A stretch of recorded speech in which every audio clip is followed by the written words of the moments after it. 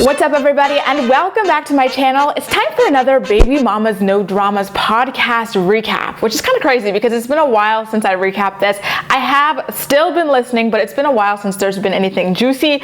And this week, Kail really went all out. She talked about Chris, without naming him, of course, because of that PFA they've got against each other, and basically said that she wants to kind of erase him from their children's lives, which we'll get into. But as usual, I'm going to start the recap from the very beginning. So when it starts to get interesting, well, first of all, Kail and V talk about taking their kids to some kind of like water park, theme park kind of thing, and then like you kind of keep listening, and then she talks about how her stepdad is basically the spawn of Satan. She's like, you know when you watch those shows like Snapped or whatever, or like people who, you know, Kill, he is the type to be on that show. Like he's the type where they'd have all kinds of video evidence of him doing it, and he'd still look you in the eye and deny the whole thing. But she never actually explains why she feels that way. The only thing she really does say that can help identify him is that, you know, it's the same guy that her mom has been with for, like, you know, since she was pregnant with Isaac. And if you guys recall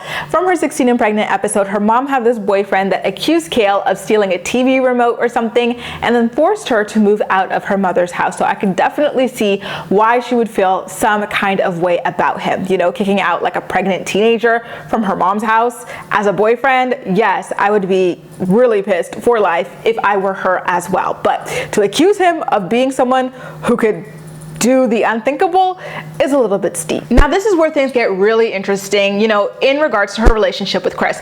First of all, sidebar, just the other week, Kail was arraigned on her charge for offensive touching for allegedly punching Chris in the midst of an exchange for their child Lux. Well, she talks about how one of her baby daddies, remember we've got 3 to choose from, accuses her of not allowing him to be in his kid's life, which, you know, Joe is very active, Hobby's incredibly active as well, so it only leaves Chris when we kind of play it that way. And she says that I don't know who she says that he told, because to me, based on her talking about judges allowing men to run in and out of their children's lives, I'm inclined to believe that like they had a hearing of some sort and she was really upset that she wasn't able to finally close him out of Lux and like maybe Creed's life as well.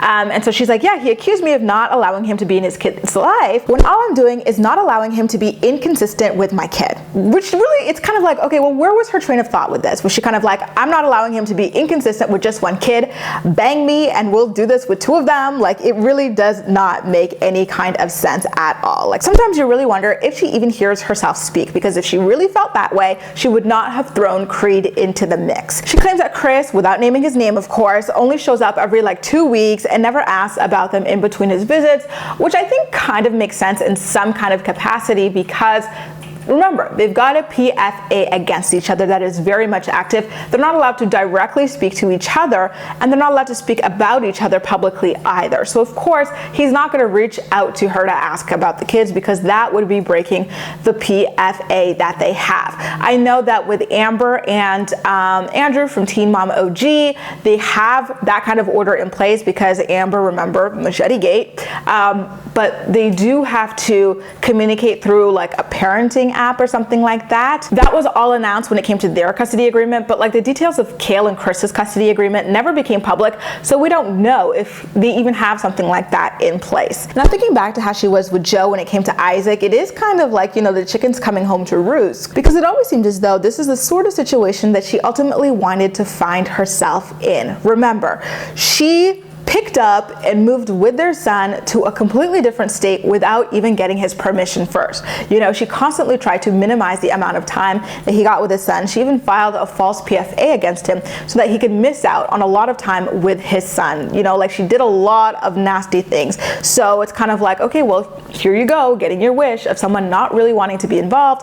And now here you are kind of crying about it when you tried to force that on someone else who really wanted to be active in his son's life from the very beginning. She throws a little bit more shade when she says, listen, my child is more active in football than when it comes to seeing his dad. Like, he's seeing that sport a lot more than his own father, which I was like, wow, that is pretty sad. And again, she kind of wraps it up by saying that she would rather fathers like this, Chris, be erased completely legally from their children's lives than be allowed to run in and and out, causing their children all sorts of, complexes. And she really hates that the justice system doesn't allow for it to happen. They feel that an inconsistent father is better than no father at all, and she feels as though that is the complete opposite. And then her conversation with V segues towards how V kind of dealt with that kind of issue with her own father growing up. Remember, V had a really close relationship with her father for a couple of years until he broke up with her mother and then started dating other women, and then he became super inconsistent. And she really has talked about how that affected her growing up, even to this day, throughout a couple of podcast episodes. And she says that she feels as though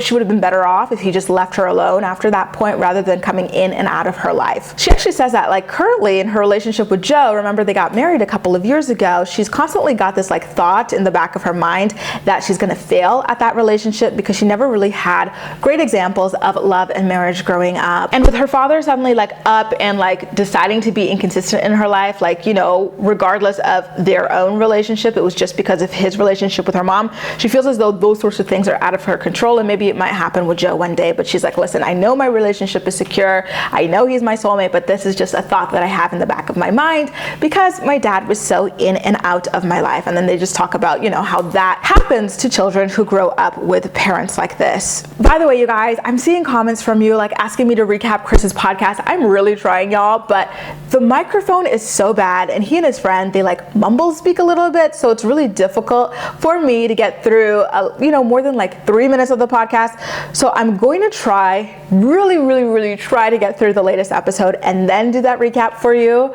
But I'm telling you, it's tough. Like, it's called PTSD. I forgot what it was, like what it stood for, but yes, he's got that podcast.